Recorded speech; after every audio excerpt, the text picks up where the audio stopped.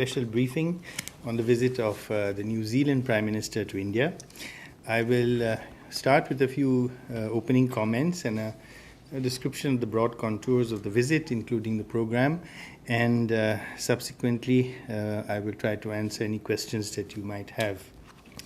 So, at the invitation of the Prime Minister of India, Shri Narendra Modi, the Prime Minister of New Zealand, the Right Honourable Christopher Luxon, is on an official visit from 16th to the 20th of March. This is his first visit to India as in his current capacity as Prime Minister. He is, of course, no stranger to India. He has been here multiple times in his previous incarnations as a business leader. He is the chief guest at the 10th Raisina Dialogue this year and will deliver the keynote address later today evening. As you know, there have been several high-level contacts between India and New Zealand in the past year. Prime Minister Luxon had telephonically congratulated Prime Minister Modi after he won his third term as Prime Minister. And Prime Minister Modi had also met Right Honourable Christopher Luxon on the margins of the East Asia Summit in Laos in October this year. Rashtrapati Ji undertook a very successful visit to New Zealand in August last year, at which time the Prime Minister Luxon had also called on Honourable Rashtrapati Ji. So as I said, Prime Minister Luxon arrived in New Delhi on the 16th, yesterday. He was warmly received by the Minister of State for Fisheries, Professor S.P. Singh Baghel, at the airport, and was also accorded a static guard of honor reception. Prime Minister is accompanied by three cabinet ministers, the Minister for Tourism and Hospitality, the Minister for Ethnic Communities, Sports and Recreation, and the Minister for Trade and Investment, Agriculture and Forestry. He is accompanied by a high-level delegation comprising of officials, business persons, representatives of the community, media and cultural groups. As he himself said, this is the largest delegation that has ever accompanied a Prime Minister of New Zealand to any foreign country. External Affairs Minister Dr. S. Jaishankar called on Prime Minister Luxon last evening. Today is the main day of official bilateral engagements. Prime Minister Luxon visited Rajghat to pay tribute to Mahatma Gandhi. This was followed by extensive bilateral talks, both in the restricted as well as delegation level at Hyderabad House. The talks covered the entire gamut of our bilateral relations, looking forward in terms of defense and security, trade and investment, education and sports, tourism and people-to-people ties. The two Prime Ministers also shared their perspectives on global and regional issues, including on multilateral cooperation. They both witnessed the exchange of bilateral documents and MOUs in various fields. One was an MOU on defense cooperation. Another was an authorized economic operator mutual recognition agreement. A third on memorandum of cooperation on horticulture. Fourth was letter of intent on forestry. Fifth was on education cooperation, and the sixth was as a memorandum on cooperation in sports. The two Prime Ministers also announced the launch of negotiations between India and New Zealand towards a balanced and mutually beneficial free trade agreement in a time-bound manner. Further, we were pleased to also welcome New Zealand to join the Indo-Pacific Oceans Initiative, IPOI, as well as the Coalition for Disaster Resilient Infrastructure. The joint statement has been issued and it is available on the Ministry of External Affairs website. The MOUs and exchange of MOUs was followed by statements to the media by both the Prime Ministers, which you must have witnessed, and a banquet lunch was also hosted by Prime Minister Shri Narendra Modi in honor of the visiting Prime Minister at Hyderabad House. Prime Minister Luxon is also scheduled to call on Honourable Rashtrapati Ji at Rashtrapati Bhavan in a little while. Prime Minister Modi will inaugurate the 10th edition of Raisina Dialogue, where Prime Minister Luxon is the chief guest, and he will deliver the inaugural keynote address. Shri J.P. Nadda, Minister of Health and Family Welfare, will also call on Prime Minister Laksan tomorrow. Tomorrow, he is also likely to participate in a business event and address IIT Delhi. The Mumbai leg of the visit is on 19th and 20th of March, when he will meet the Governor of Maharashtra, Shri C.P. Radhakrishnan, the Chief Minister of Maharashtra, Shri Devendra Fadnavis, and leading Indian business leaders. Prime Minister Laksan is also scheduled to visit the Indian naval ship INS Surat and the Royal New Zealand ship HMNZS Takaha, which is making a port call in Mumbai. Prime Minister Laksan will depart for New Zealand from Mumbai late on the night of March 20th. So far, this has been a highly substantive and productive visit with several positive outcomes. Both leaders share a great rapport, which was quite evident. It has helped push the agenda for an ambitious India-New Zealand partnership going forward. If you have any questions, I will take them now. Okay, we'll start from here. So, Siddhant. My question is, how much India's concern regarding was talked about last year? We saw the so-called referendum. How much this was discussed, and what are the assurances India got from New Zealand? Shivam. Hi, sir. Shivam Patel from Reuters. Could you please expand on the MOU between on the defense, please? Thank you. Uma. So I'm Huma Siddiqui. You talked about there was an agreement on the mobility. So what, if you can share more details, and as far as the agriculture sector is concerned, was that also discussed? And if you can share. I'll take these few now. Three? Okay. Okay. So Siddhant asked the question about Khalistan. Yes, certainly this was an issue that came up, and you would have seen references to that in Prime Minister's media statement as well. We do alert our friends to the activities of anti-India elements in their countries and their abuse of freedom of speech and other democratic freedoms to glorify terrorism and to threaten attacks against our diplomats or our parliament or our events in India.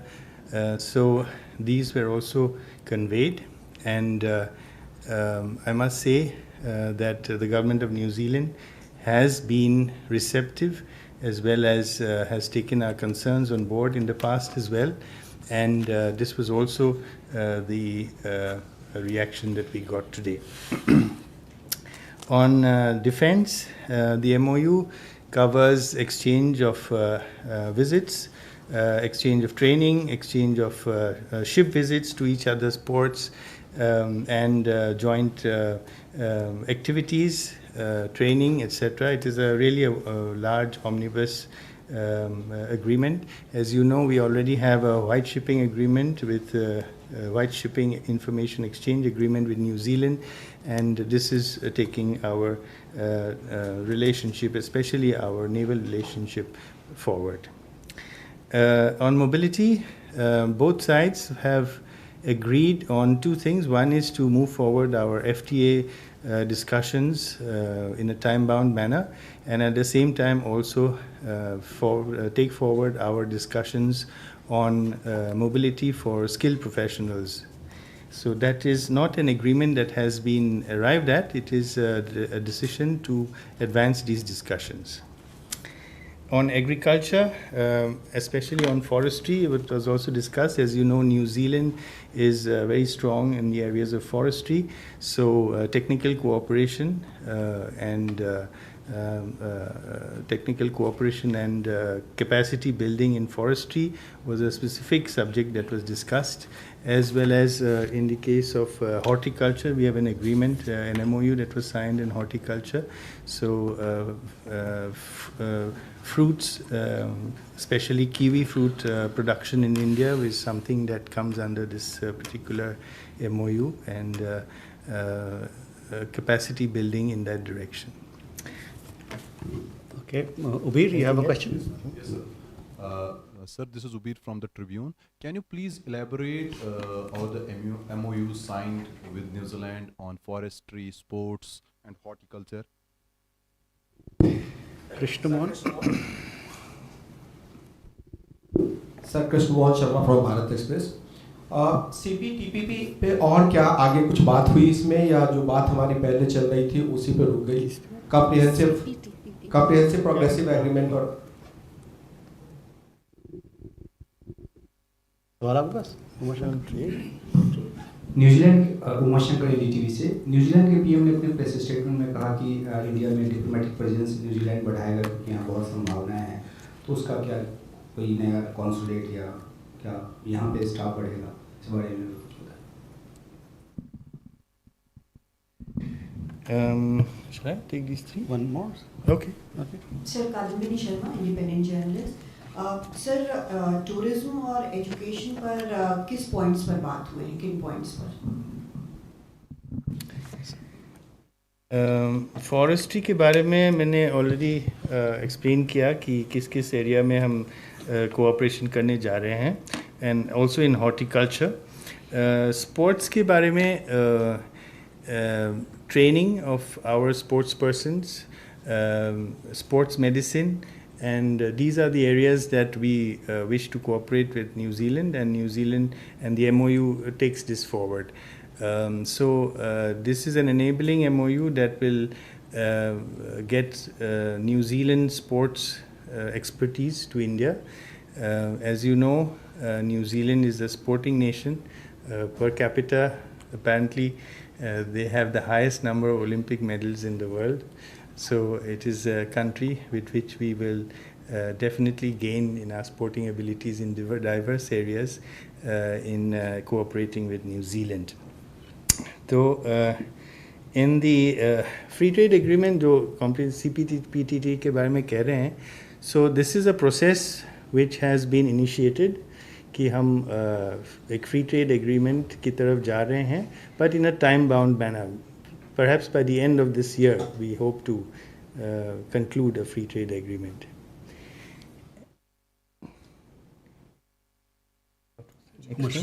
Strengthening position, diplomatic presence. Strengthening diplomatic presence.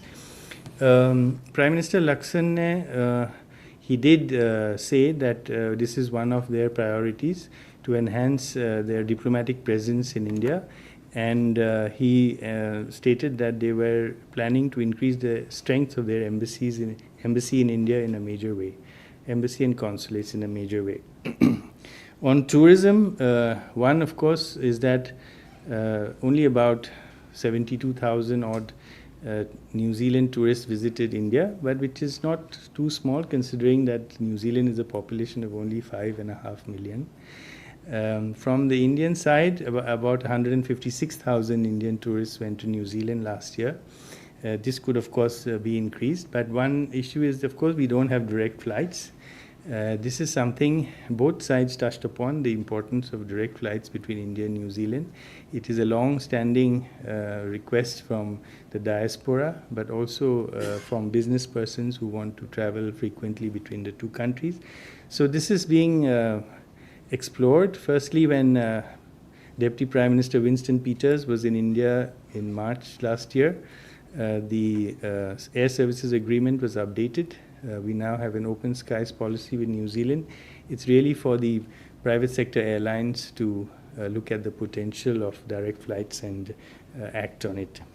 On the education side, Prime Minister Modi welcomed New Zealand presence of New Zealand universities and campuses in India, but really there are many models of cooperation. It could be in terms of curriculum exchange, it could be in terms of sharing of degrees, where students could do part of their courses here, partly in New Zealand.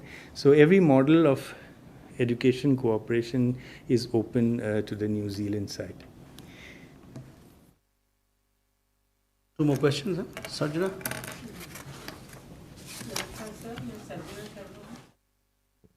Sanmarg newspaper से sir, जैसे New Zealand में बहुत सारे Indians हैं जो illegally sponsor करते हैं। मान लीजिए किसी यहाँ के ट्रैवल एजेंट से उनका संपर्क रहता है और जिसको वो लेके जाते हैं वो भी पैसा लेते हैं और एजेंट भी पैसा लेता है। बहुत सारे लोग गुरुद्वारों में रुके हुए हैं जो वो पकड़े गए हैं। तो इसके बारे में सर भारत सरकार कुछ कड़े नियम बनाएगी क्या? वहाँ जाके वो लोग स्टूडेंट भी सफ़र कर रहे हैं और जो लोग काम के लिए जाते हैं वो भी सफ़र कर रहे हैं। नीरज।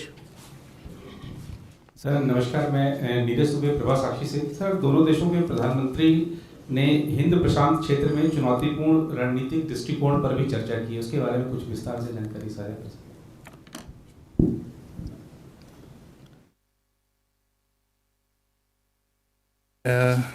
आपका पहला प्रश्न जो है स्टूडेंट के बारे में, भारत सरकार तो इसके सख्त कार्रवाई करते हैं। जब भी ऐसा कोई एग्ज़ाम्पल आते हैं हमारे सामने तो जो लॉ एनफोर्समेंट एजेंसीज़ उनके थ्रू से एजेंट्स के ख़िलाफ़ एक्शन लिया जाता है। और हम हमारे हाई कमीशन और कॉन्सुलेट जो है वहाँ पे या किसी भी देश में हो उनसे भी हम खबर लेते हैं कि ऐसे कौन सा एजेंट है जिसने ऐसे लोगों को भड़का के ले गया है। तो तब हम पुलिस अथॉरिटीज़ को ये इंफॉर्मेशन प्रोवाइड करते हैं और ऐसे कार्रवाई होता रहता है। ये नॉर्मल चीज़ है और होता रहेगा भी। दूसरी प्रश्न था इंडियन ओशन रीजन में हमारा जो कोऑपरेशन है। जैसे मैंने कहा न्यूजीलैंड ने इंडो पैसिफिक ओशंस इनिशिएटिव में भागीदारी लिया है इस बार पहली बार। ये वो लोग भी चाहते हैं और हम भी चाहते हैं कि दोनों देश हिंद महासागर में safety security prosperity stability in सब पे एक साथ काम करें। We are all for an open oceans, freedom of navigation, open commerce, and region that is free from any intimidation, where prosperity, stability, and peace reign. So, these are common objectives of both India and New Zealand, and this is our vision for the Indo-Pacific. And we are glad that New Zealand has also joined the Indo-Pacific Oceans Initiative to uphold these interests and these principles. Thank you. With that, ladies and gentlemen, we come to the close of this press conference. Thank you. Thank you very much. Thank you.